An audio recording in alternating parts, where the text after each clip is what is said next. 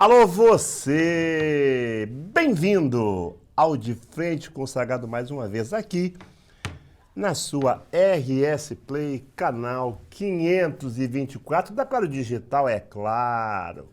Estamos chegando com a sua permissão nos seus lares para trazer a cultura, conhecimento, o amor e a fé. Se você está sem caminho, se você está com problemas, se você perdeu da vida o seu sentido, dobre seu joelho, entregue os seus caminhos ao orixá e ele não vai lhe abandonar, ele não vai lhe deixar. Ele vai sim dar a você o caminho, o equilíbrio e a direção. Obrigado pela sua participação no programa. Fique com a gente. Nós procuramos trazer a cultura, o conhecimento e a desmistificação de algum comportamento, de alguns procedimentos que talvez você não teve ou não tem a oportunidade de conhecer. Nosso programa é de esclarecimento. Hoje, finalizando a nossa série Orixás. Começamos lá, Bará, Ogum, Xangô. Chegamos hoje ao término da série. Hoje é o Senhor do Universo, Oxalá, Epaô Babá. Vamos procurar aqui esclarecer alguns conceitos, procurando saber quem é Oxalá, quais são as suas atividades, o que ele nos representa dentro da nossa cultura, perfeito? E nada mais do que ser esclarecedor sobre o Orixá Oxalá, que a gente tenha ele, a cabeça do Oxalá, o nosso querido Eric Rolf. O Eric é tão carola de orixá, carola de Oxalá, que o Eric não veste preto. O Eric não come nada preto. Ele cultua aqui no sul, assim como se cultua lá na Nigéria. Na terra de Oxalá, lá tudo é branco. Não pode ter preto. Eric Rolf, seja bem-vindo. Eric de Oxalá. Bem-vindo Axé, a mais um todo programa. mundo. Bem-vindo à nossa convivência. Hoje o dia vai ser teu.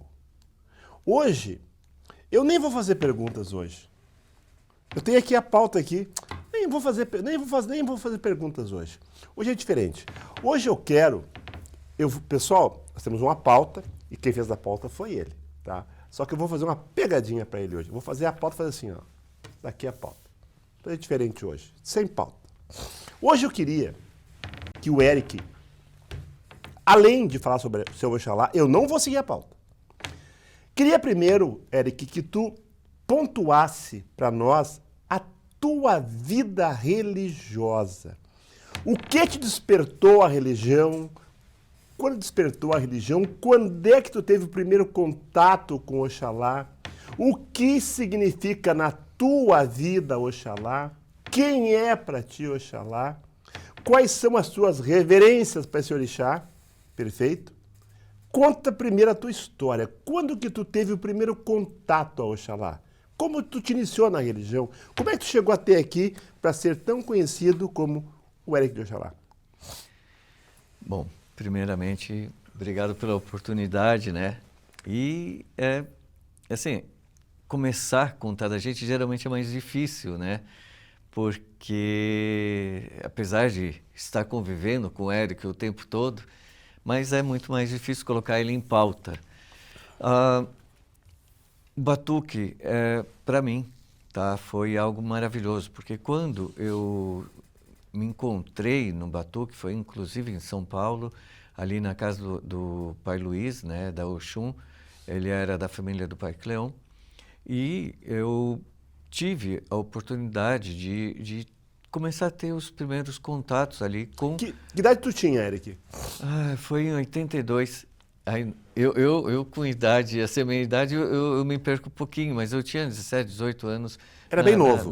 Sim. Não conhecia a religião antes disso? Só Umbanda. Só Umbanda. Só Umbanda. Era de família, né? Sim, só Umbanda. Eu cresci na Umbanda, minha família já convivia na Umbanda desde os anos 70, comecinho de 70. Sim. Né?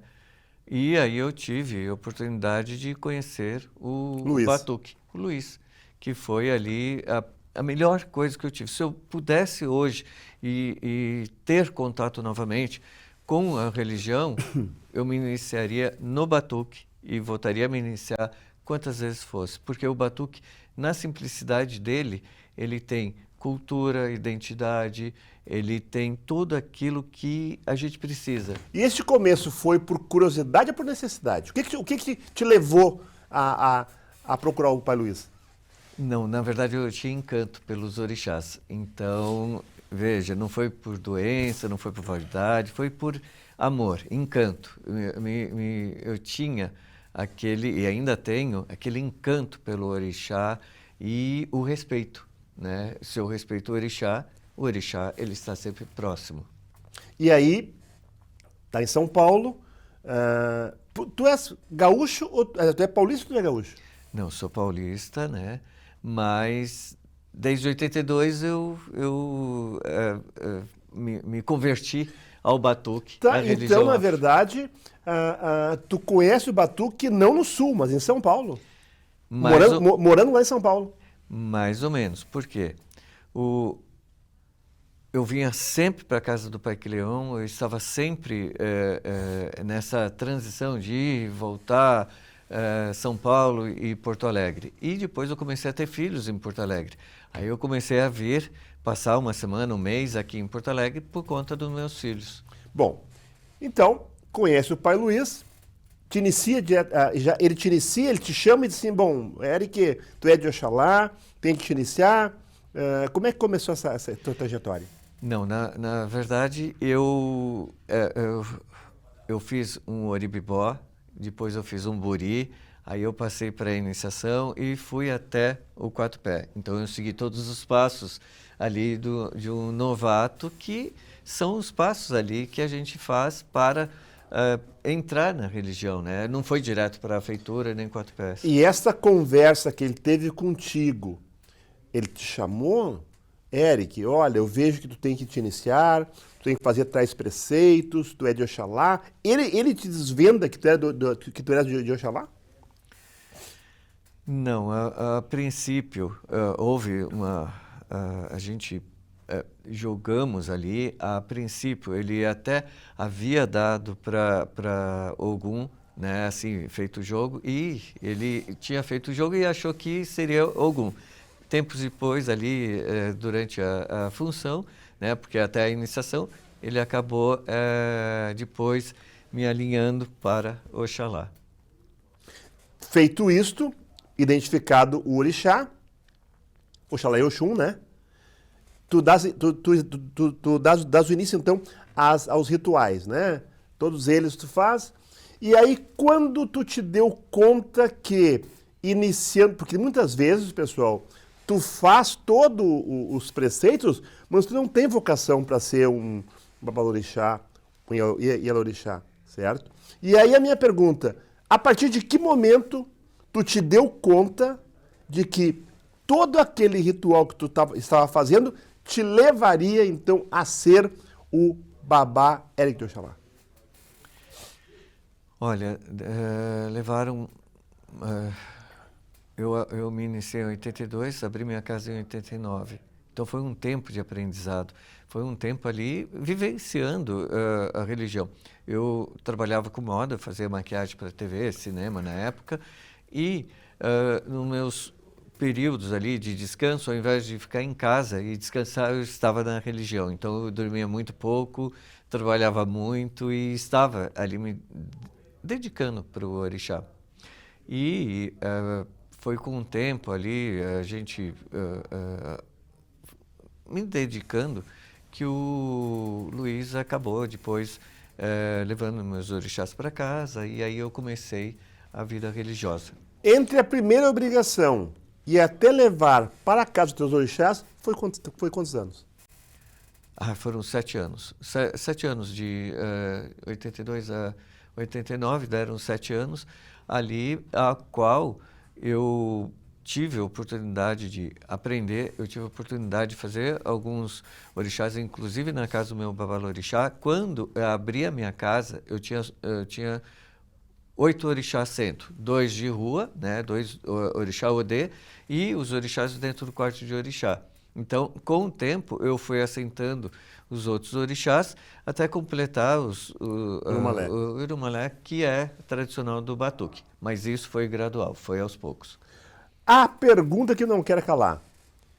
Pai Luiz, lá em 1980, qual o traçado que tu faz hoje do comportamento que ele era para ti, do que tu vê hoje na realidade, e tu consegue olhar para o espelho dele e tu seres um pai tal qual ele foi? Olha, eu tenho na minha vida religiosa uma divisão. De 82 até 95 eu fui filho do pai Luiz. Quando ele, em 95, quando ele faleceu, eu fiquei mais 5 anos na mão do pai Quileão. Naquela época a gente não tinha oportunidade e a gente não sentava ali com o sacerdote para poder ali ele conversar, passar aquilo que nós fazemos aqui no dia a dia. Hoje tu senta com os seus filhos, eu sento, eu explico, inclusive aqui no programa, na internet também, a gente fala sobre a cultura. Isso não existia naquela época. Eu tive um divisor que em 2000 eu fui para a mão do pai Aguinaldo de Chapanã, aonde assim minha vida mudou totalmente. Foi aonde ele começou a mostrar que os antigos sentavam, conversavam, explicavam, e ele trouxe toda essa cultura, né, na simplicidade dele, não de forma acadêmica, mas da vivência dele, né? Ele trouxe tudo isso para a minha personalidade religiosa. Então, hoje, o reflexo que eu tenho, a imagem que eu tenho, a referência que eu tenho é do pai Aguinaldo. Ele é a quem eu me dedico, né? E eu venho aqui esse tempo todo trabalhando e passando a vivência e aquilo que eu aprendi muito com o pai Aguinaldo. Antigamente a gente aprendia muito, mas vendo ali durante a depenação, terminava, você observava o que estava acontecendo, observava na hora de montar um orixá, mas era tudo assim, em silêncio. Você não tinha oportunidade de sentar e conversar com o sacerdote. Hoje, essa contato, essa forma de lidar, essa forma de lidar até com meus filhos é o espelho do meu sacerdote, o Aguinaldo. Eu estou há 26 anos na mão dele, de 2000 até hoje, são 26 anos. Ele está vivo ainda? Sim, e espero que os orixás e o ori dele dê ainda muitos anos de saúde e longevidade. Ele é também. de Porto Alegre? Ele só que ele está morando agora na Bahia, porque ele herdou um restaurante e está na Bahia cuidando desse restaurante. Com que idade hoje? Ele deve estar quase uns 70, quase novo, chegando aos 70. novo. Eu estou com 60 e pouco, ele está com 70. A gente está perto ali. Bom, nessa transição de três pais de santo, os três eram o mesmo lado? Sim, todos Cambina, né? Todos ali Cambina e mantendo os fundamentos e ali tudo aquilo que é pertinente ao segmento do pai Valdemar. Eu te faço uma pergunta agora até a título de curiosidade, tá, pessoal? É só a título de curiosidade. Nesses três pais, tu identificou que os fundamentos foram passando de um para o outro, ou quando tu foi de um para o outro, mudou alguma coisa e não era a mesma coisa. Por que eu pergunto isso? Para que vocês possam entender se, trocando de casa, troca os fundamentos do mesmo lado. Eu era de Oió, fui para outra casa de Oió, fui para outra, mas aí trocou todos os fundamentos, troca tudo. Tu observou isso ou não? Sim, mudou muito. Antigamente, eu tinha uma ideia de que tudo girava em torno do EGE, tudo tinha que ter um bicho, tudo que tinha, qualquer serviço, mesmo que fosse um agradecimento, tinha que ter um bicho. Aí, a primeira coisa que o Aguinaldo me ensinou, sentou comigo, falou, olha, esquece tudo que você aprendeu, porque eu preciso te ensinar como os antigos faziam. Os antigos, eles iam na natureza, pegavam um elemento, uma folha, um elemento ali na natureza, faziam lamparinas com algodão e dendê ou um óleo, faziam ali um axézinho na simplicidade e isso o orixá respondia com ali de imediato. Eu vou lhe ensinar isso, eu vou lhe dar essa vivência. E eu aprendi muito. Uma segunda questão que eu tive, e eu preciso dizer agora, abro a mente, calmo o coração, porque as coisas podem ser diferentes, e foi diferente. Eu tinha o conceito de que quando a pessoa falecia, quando a pessoa estava viva, o orixá, ela carregava o orixá. Quando a pessoa partia por Orum, quando ela falecia, o orixá carregava ela e ficava no Ibalé. O meu atual pai de santo, né, o Aguinaldo, ele falou, não, quem está no balé e não está preso, porque nenhum Egum fica preso, porque se ele estiver preso ali, ele não tem utilidade alguma, mas ali no Ibalé, quem você vai cultuar são os ancestrais, são as pessoas que partiram, os mais velhos. E esse conceito de que orixá estaria ali, isso não existe. E eu vim percebendo que ele estava alinhado. Eu tive que modificar conceitos, eu tive que abrir minha mente para me alinhar adequadamente. E isso foi importante, porque hoje eu converso ali, eu vejo que o batuque, Labá, o batuque antigo, ele realmente está alinhado, ele realmente está ali em sintonia com a Nigéria, que é o berço do batuque, né? O batuque, ele nasce aqui, mas todas as divindades, os conceitos, eles vieram através dos nossos ancestrais religiosos, né? Eles vieram da Nigéria e eles estão presentes. Nós temos elementos, o batuque preservou, o batuque tem elementos da matriz muito mais do que imaginávamos, muito mais até do que a gente observa que outras religiões que eram referências, hoje o batuque ele é referência. Hoje o batuque ele está sendo referência porque a forma que os orixás se portam, a nossa forma de lidar com o orixá também está muito alinhado com o que acontece, com o que a gente vê na matriz. Né? Uma pergunta também meio assim, ruimzinha de fazer, mas eu quero fazer para ti. Tu acreditas que na tua passagem pelos textos Pai de Santo, o teu desconforto foi pela forma de tratamento, foi pela a busca do conhecimento e não te dar o conhecimento? O que te levou a... Eu vou trocar, vou... Claro, né, pessoal? Eu tenho uma questão importante. Eu sempre digo assim, né? A gente, quando é da religião, tá? A pessoa que é correta, a pessoa que é certa, o orixá é que faz essa escolha. O orixá é que faz o chamado para, de repente, sair. Responda, por favor, Eric. Olha, assim, o meu maior desconforto foi o seguinte, eu, como sacerdote, o que eu poderia ensinar para os meus filhos se eu não tive uma educação antes? Então, isso me fazia falta. Quando o meu sacerdote faleceu, eu tinha 17 anos de religião e eu não fui me governar porque eu não tinha ali vivência, nem conhecimento, porque quem se governa não tem padrinho, não bate na porta de ninguém, ele está por conta. E para você se governar, você precisa ter conhecimento. E outra, a obrigação do sacerdote é ensinar seus filhos. Ele precisa sentar, ele precisa explicar, os filhos precisam ter bagagem.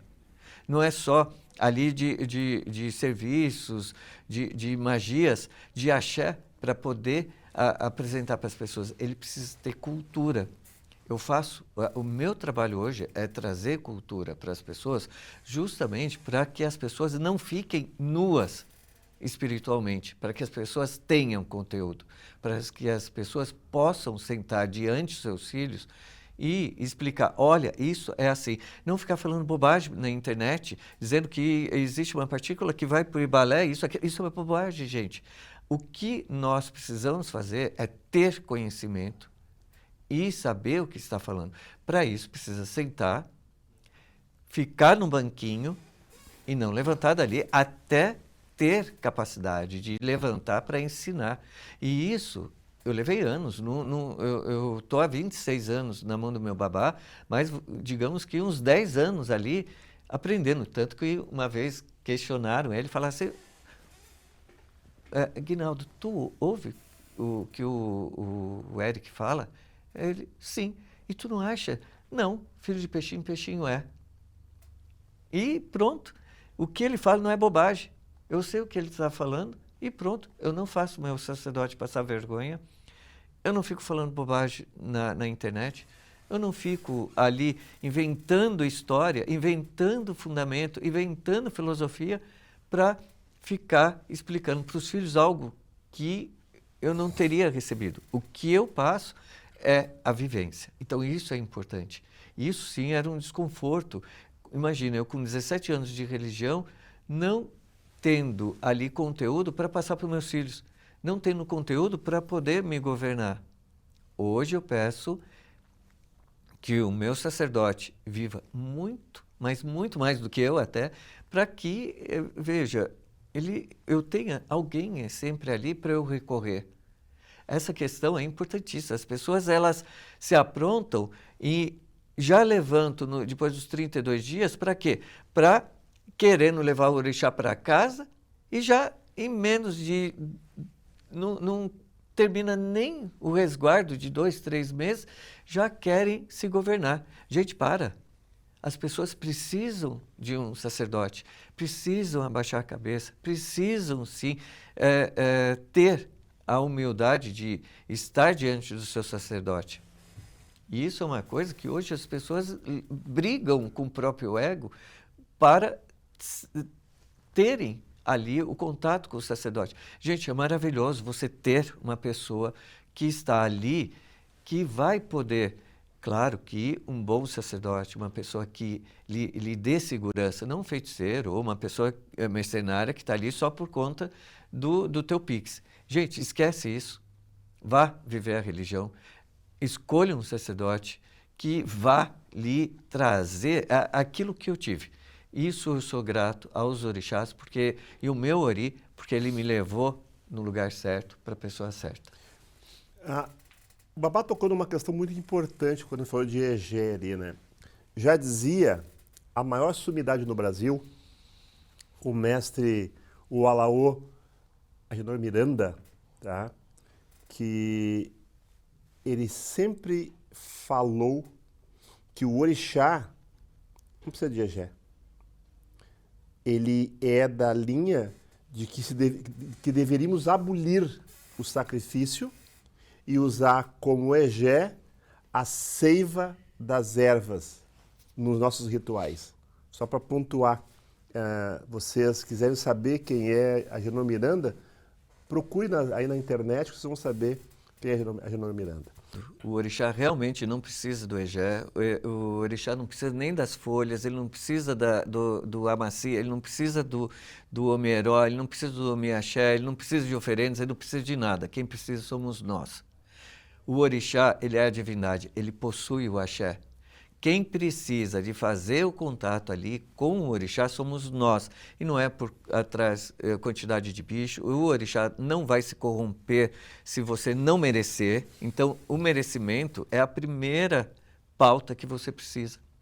É o primeiro item que a pessoa precisa se dedicar. Então, ficar sujando a mão com dano, ficar fazendo feitiçaria, bobagem, isso é perder tempo. Quanto menos egé tu usar, mais rápido o orixá vai trabalhar. Porque enquanto o egé não se decompor ali, não sumir na natureza, ou ele não ser consumido ali pelos bichos, não se desfizer, né? Desaparecer na natureza, o orixá vai estar ali e vai demorar para que faça. Quando eu digo que não há necessidade do orixá ter nem oferenda, nem egé, por quê? Porque o orixá é a divindade.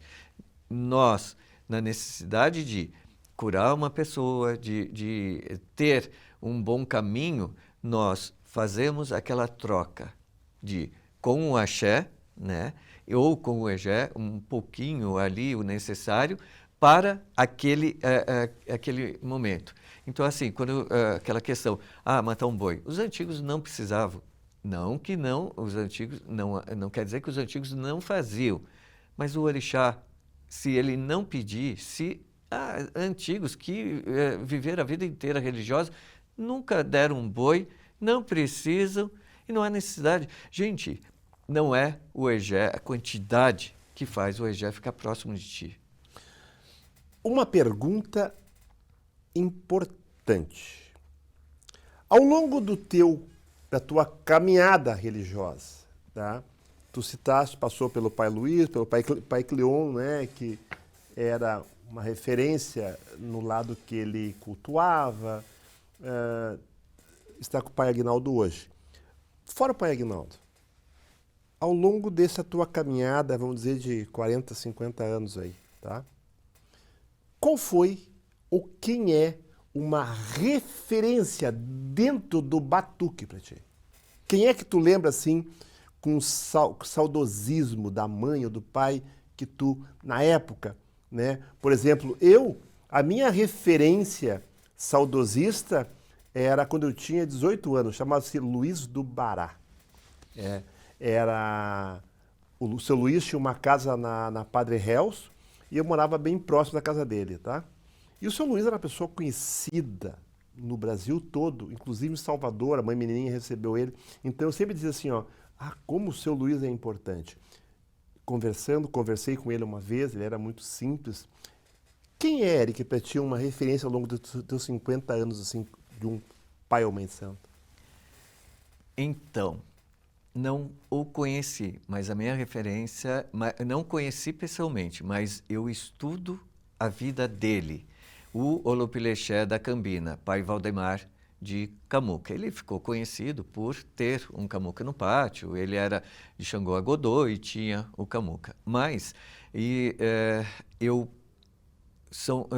trabalho, assim, eu passei 20 anos estudando e pesquisando a vida dele, a nação que ele fundou, né? E, inclusive, no meu livro, A Cambina na Goa e o Camuca na Nigéria, né? Já estou na 3ª edição, vou para a 4ª, de 300 páginas. Talvez eu tenha que acrescentar muito mais páginas, porque eu ainda tenho mais atualizações para fazer. Mas ele é o meu ídolo, ele é aquele que eu tenho grande admiração, eu o venero no meu Ibalé, porque ele está presente dentro da minha casa, porque é incrível o quanto que eu tenho de conteúdo sobre ele, eu tenho ali a história dele e o que ele deixou para nós. A Cambina é o grande o segmento ao qual eu eu e é a referência para mim. Quando fala em Olupinexé, para o nosso telespectador saber, o que estás falando? Olupilexé é o fundador de uma família ou de um segmento religioso. Olupilexé é o fundador, aquele que dá origem, né? Olupilexé. Perfeito. Bom, Aí hoje, hoje tem a tua casa, tem os teus filhos. Como é que tu trata esta relação hoje com o filho de santo? Como é que tu procura manter contato com o teu filho hoje, passando para ele que tipo de comportamento como exemplo de pai? Bom, é assim, eu estou sempre presente, mas eu até fiz um livro que são as regras e costumes da família Ilya Shyna-Gokob. Está disponível também na editora wiclap.com.br, todos os meus livros. Mas o que ocorre? Meus filhos são filhos. Eu não saio para beber com eles, eu não confraternizo assim, fora da religião, somente dentro da religião. Terminou ali o batuque, eu não tenho latinha de cerveja, eu não tenho bebida, eu praticamente não bebo também. Eu sou presente na vida dos filhos, mas eu não tenho intimidade com os filhos.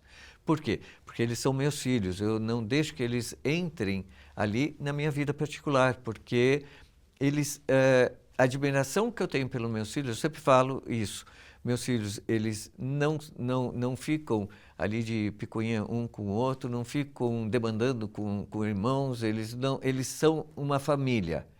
E os meus filhos são meu orgulho. Bom, agora eu queria que tu nos falasse, tá? Já conhecemos a trajetória, né? A caminhada, a casa, comportamento. Tu faz uma pergunta. Tu não acha que os pais antigos, né, lá de 1960, 70, talvez até 80, tá? Porque a religião ela passa a modificar-se com o advento das redes da internet, né? 90 para cá, aonde as pessoas passaram a ter acesso às obras da cultura, seja ela aqui de dentro, aqui de fora, lá de fora, né? Tu não acha que antigamente os pais de santo ou as mães de santo, elas mantinham um certo segredo para ensinar ou passar fundamento, talvez não fosse de medo de estar criando um concorrente para eles mesmos? Eu já questionei isso aí. Tipo assim, a minha mãe não passava para mim as coisas, ela não passava, porque eu era muito esperto. Dá assim, isso aí logo vai aprender e vai querer começar a fazer feitiço por aí. Eu acho, Eric, que antigamente existia uma certa resistência com medo de criar um próprio concorrente. Preciso passar o teu conhecimento. É o que eu penso. Não te faz sentido a minha ideia? Olha, eu ouvia muito, inclusive dentro da casa do Parque Leão ali, que os antigos tinham aquela costume. O fulano demanda muito com o fulano, então eu vou ensinar para ele uma coisa, vou ensinar outra coisa para ele. O reflexo disso nós vemos, inclusive dentro da Cambina, a qual, veja, a família do pai Henrique senta o Camuca no Okutá. E não está no balé porque ele não é um egum, ele é um orixá. Ele fica numa casa ali no pátio. Outros ficam até dentro do quarto de orixá, ali da família dele. A família do Parque Leão não tinha o Camuca assento. Aliás, não assentava o Camuca, né? E ele ainda fazem a segurança no meio do salão. A família do pai Henrique não faz a segurança no meio do salão. Então, ali os sacerdotes, né, passavam para uma segurança, para outro fundamento, e ali iam dividindo. Um outro reflexo que nós vemos também, a família do pai Romário não sentam o Camuca no Okutá, também não fazem a segurança no meio do salão, mas, de qualquer forma, o Camuca responde, porque ele é o rei ali de todas essas famílias. Então, existe essa diferença entre eles.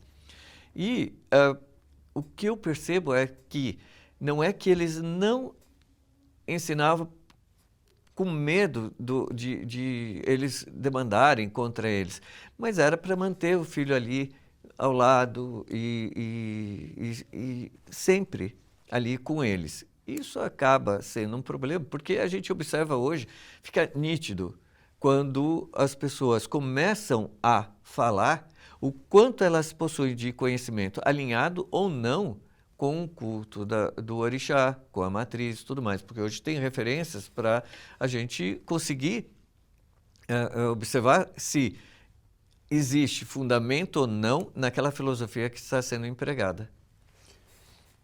Hoje, certamente, tu vê aí comentários em redes sociais. Tu acredita que hoje o batuque, de uma certa forma, tenha perdido ou está perdendo a sua essência enquanto religião de cultura em função do comportamento de quem teria que ter a obrigação de pregar o exemplo? Não, o batuque... vamos separar. Batuque labá, que é o batuque antigo, né? E o batuque tum-tum, que é o batuque novo, contemporâneo. O batuque é uma religião viva. Então, o que ocorre? Ele vai estar modificando a cada casa. Não que são religiões diferentes, mas acabei de citar um exemplo aqui do pai Romário, do pai Cleon e do pai Henrique. Ícones da religião, mas com fundamentos diferentes, ali com o rei da nação, que é o Kamuka, né? O Kamuka é o rei da nação, então já começa aqui. A quem que nós devemos recorrer? Ao rei da nação. Então, se ele é um orixá, como sabemos que ali ele é o orixá, então tudo que for fazer está ali vinculado. O que acontece? As pessoas, por não terem aquela preparação adequada, conhecimento, vivência, elas acabam começando a pegar um pouquinho de cada lado. Aí a gente observa muitas casas hoje com a Dijá do Candomblé, já o Batublé.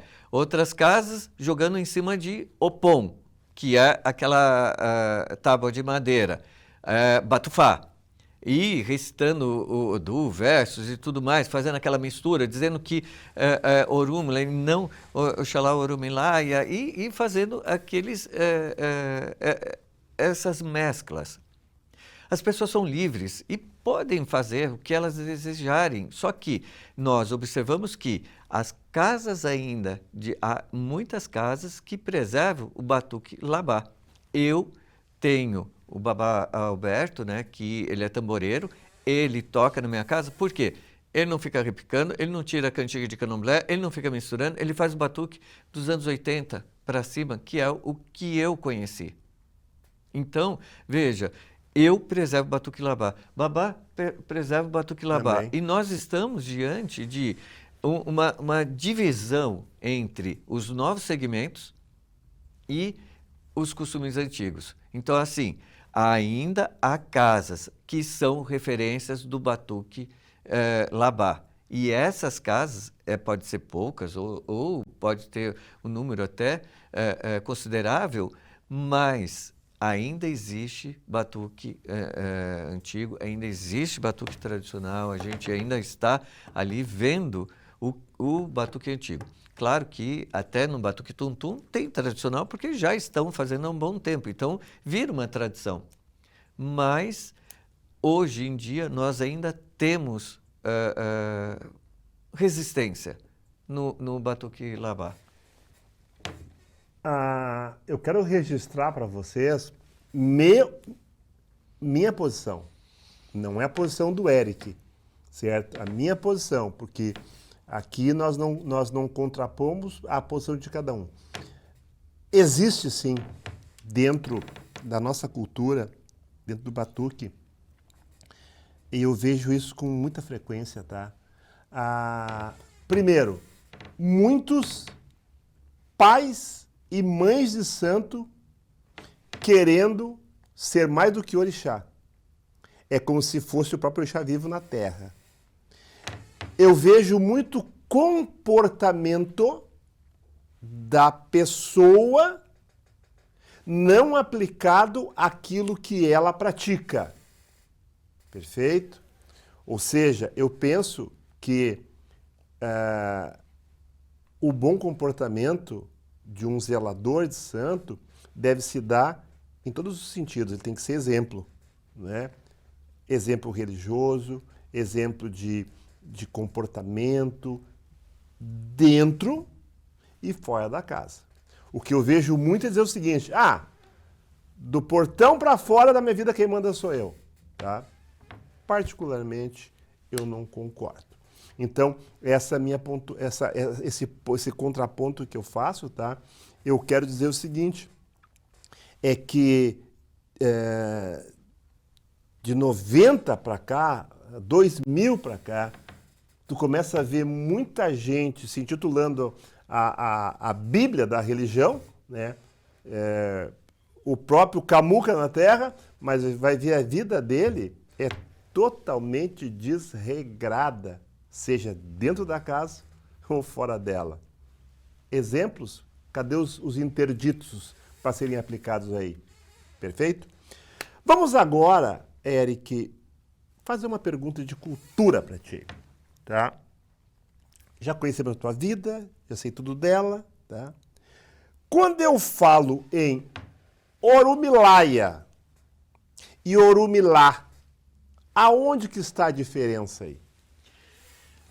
Bom, isso é importante que as pessoas abram a mente e acalmem o coração. O que ocorre? Há uma semelhança entre os nomes, porém são divindades diferentes. O Oxalá Orumilaya do Batuque não é Orumila Ifá, ok? No Batuque é feito o Oxalá Orumilaya, ele abençoa as vistas, né? E dá um axali dos búzios que já pertence ao orixá da pessoa, já foi preparado, ele só dá o axé. E há famílias no Batuque que acabam fazendo esse orixá na cabeça das pessoas, outros entendem que ele é só um orixá para sentar e que não há feitura.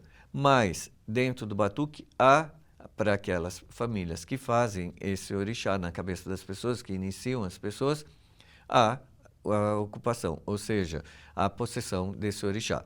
Bom, Orumila, né? Ele é uma divindade que não há possessão, ele também não é feito ali na cabeça das pessoas, ele não joga búzio, então não tem como abençoar os búzios do Batuque, e o assentamento dele não é no Okutá, e sim no Iquim ou no Opelé. Então, essas são as diferenças entre essas duas divindades. Bom, então fica claro que Orumilaya não se faz na cabeça de ninguém. Não, ele pode ser feito no Batuque. Oxalá Orumilaya pode ser feito no Batuque. Orumila, ele é uma divindade ali de Ifá, a qual ele não é feito na cabeça das pessoas. Tanto que muitos que são iniciados em Ifá, depois eles se iniciam em Orixá, ou vice-versa. Tem alguns que são de Orixá e depois se iniciam em Ifá. Porém, é importante que uma sacerdotisa de Xangô,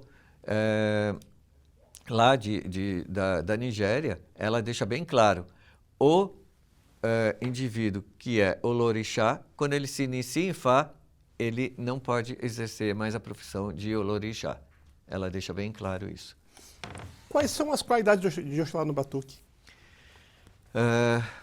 Oxalá Obokun, Oxalá Jobokun, Oxalá Dakun, Oxalá Orumilaya, Jobokun, Dokun, são esses orixás. Ferramentas de Oxalá no Batuque? As ferramentas, geralmente, o pessoal coloca um bastão ou, hoje em dia, estão até aculturados, né, colocando o pachorô, que é aquele dos 3 andares com um pássaro em cima, que não é uma pomba branca, né? E podem colocar também búzios, óleos de vidro e outras ferramentas. Independente de ser para Oromilaya, os óleos, pode botar em Oxalá? Pode colocar. Há também, muitos colocam algodão em determinados Oxalá. Trabalhos. Sim. Não, determinados Oxalás, eles são centro e ficam sobre o algodão. É uma qualidade de Oxalá, ele fica sobre o algodão. Na matriz de Yorubá, existe o Opá de Oxalá e o Opá de Obalufã. Qual é a diferença? Não sei se o querido Maurício consegue colocar as imagens para a gente. Aí eu consigo ali, que eu separei algumas imagens, que é o EH, que é o pássaro, né? Ali que está no topo do Opachorô. Este EH, ele é o pássaro, tá? Todo mundo pensa que é uma pomba branca que está em cima. Na verdade, esse pássaro, ele faz o ninho dele com os fiapos, né? Da folha de dendezeiro. E ele é sagrado, então eles não podem comer, eles não podem matar esse pássaro em Ifon. Os discos, né, que tem uma imagem ali que tem um Opachorô com os discos, né, uma imagem amarela, inclusive. Esse é o Opá de Obatalá. O menor é de Obatalá e o maior é de Emouô. Ele tem essas argolas por conta de Xangô. Isso aí depois a gente entra, já foi, o Churronqué mesmo já disse aqui que por terem ali um vínculo e por estarem ali debaixo do reino de Xangô, então as argolas são 6 argolas que ficam ao redor. Obatalá é o único que não possui argolas e aquele é o Opá de Obatalá, né? E tem o Opachorô, que são aqueles com os discos, que, na verdade, esses discos, eles são cogumelos, porque Olu é cogumelo, Olufã, né? Ou seja, ele representa os cogumelos, que é onde o Balufã, ele chegou, ele foi andando, foi orientado que ele andasse, até chegar numa terra que teria muitos cogumelos. Aí tem a entrada ali mais uma imagem, né? Que é a entrada ali do reino, aonde inclusive tem um pilar com um cogumelo em cima. Ali podem analisar que em cima é um cogumelo, que é o símbolo deles, que é o símbolo que esse Opachorô carrega. E no batuque, qual opá que se usa? No batuque, veja, na verdade era um bastãozinho que os antigos usavam. Né? Antigamente, só um bastãozinho que tu tinha, não tinha mais nada. Oxalá chegava, dava um bastãozinho para ele de preto velho e era o que tinha. Justamente. E veja, aquele opá que eu mostrei de Obatalá, que está do lado de Emouô, esse opá, ele pode representar o opá ali, o cajadinho que a gente colocava dentro das vasilhas de Oxalá. Por isso que eu falo, o batuque preservou muito mais do que imaginávamos. O batuque é maravilhoso. Qual parte do corpo Oxalá rege? Olha, eu vou dizer o seguinte, no meu caso, inteiro, eu sou de Oxalá da cabeça aos pés. Eu costumo dizer que, tanto que eu tenho o nome do meu orixá, eu tenho mais orixás centros, mas o nome do orixá que eu possuo é Oxalá, né? E os outros eu chamo por vários nomes ali, porque eu tenho eles centros, né? Eu tenho a qualidade deles, mas eu acabo chamando vários ali genéricos como se é um adjubó, um conceito ali de que esses orixás, eles estão ali para representar os orixás dos meus filhos que não foram centro. Então eles servem ali como um local, como uma divindade de adoração, até que seja individualizado o orixá desses filhos, como eu fui para Oxalá. Bom, estamos chegando ao final do programa e passar rápido, ainda mais quando fala a vida dos outros, né? Aliás, aqui não é dos outros, é do outro hoje. Para finalizar, meu querido, me conta, me fala um mito de Oxalá, ou um Oriqui, ou uma história de Oxalá. Olha, é muito assim. Nós estávamos. Eu gosto de trazer as histórias do Batuque porque são as nossas lendas, os nossos mitos, aquilo que ocorreu, né?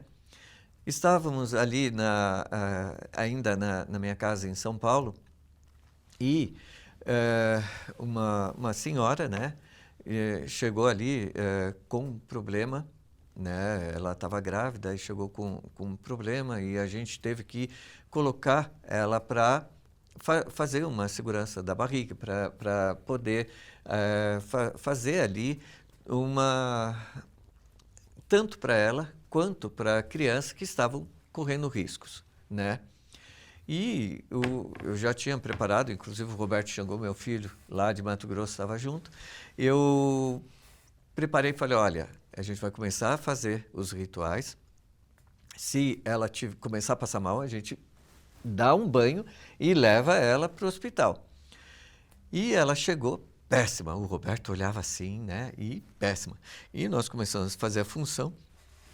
E era para fazer justamente para Oxalá ali uma segurança e uns axés. Começamos o ritual e ela estava péssima. Ela foi melhorando e passou a obrigação inteira. Aí, depois que ela teve a nenê e etc., aí o médico chegou para ela e falou, mãe, numa consulta, né? Mãe, sua nenê é perfeita, né? Ela falou assim, é perfeita. Ele falou, não, mãe, porque, veja, o teu marido tem um tipo sanguíneo, a senhora tem outro, e não houve o pré-natal, né, pelo que eu estou vendo, e a neném poderia nascido com algum problema, algum defeito, um monte de problemas que poderia ter acontecido. E a criança está sadia, né? Foi um milagre de Deus. Ela parou, pensou assim, realmente foi um milagre, mas ela não falou para o médico, né? Mas ela atribuiu a Oxalá, aquele que pode mudar ainda o destino da criança no ventre, pode também melhorar um mau ori, pode trazer ali uma misericórdia, pode mudar o nosso destino, nossa vida. E eu agradeço a Oxalá por tudo. Bom, então, nada melhor do que para falar sobre o Orixá Oxalá, aquele que é a sua essência, aquele que tem nele, tatuado no seu coração, na sua vida, essa força maior. Agora, eu pediria ao meu amigo querido para vir até aqui, para nós encerrarmos este programa de pé, lado a lado aqui um lado do outro, encerrando esse programa em respeito aos nossos orixás. Ficamos de pé em respeito a Bará, a Oxalá, que possa, assim como ele fez na nossa vida a mudança, aonde vocês hoje viram a história dele, e tem em mim também a minha vida, com a história que eu tenho, peço que Iemanjá e peço que Oxalá abençoe a todos vocês, concedendo um bom caminho, o equilíbrio e a direção. Oxalá é o Senhor da vida, é o Senhor da criação, associado à paz, mas muitas vezes nem tanta paz assim ele tem. Perfeito? A todos um bom axé. Em nome de Oxalá, Odomio, Omio Iemanjá, Oepababá, axé. Beijo a todos. Axé.